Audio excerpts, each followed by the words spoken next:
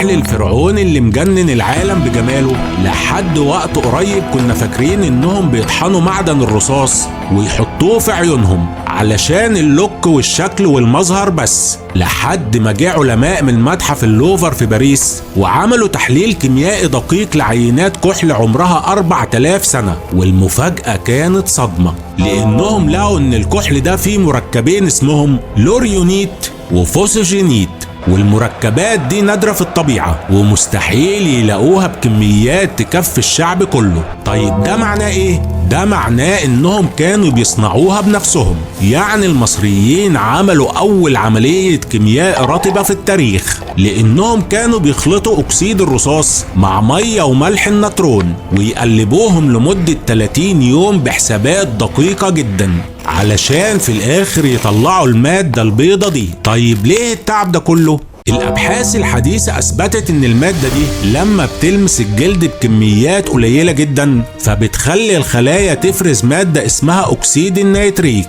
والمادة دي بتشتغل منشط للمناعة وبتبعت خلايا بتقتل البكتيريا فورا. يعني الكحل ما كانش للزينة بس، ده كان نظارة طبية ومضاد حيوي، وبيحمي عينيهم من امراض الرمد اللي كانت منتشرة بسبب فيضان النيل. عبقرة مش كده؟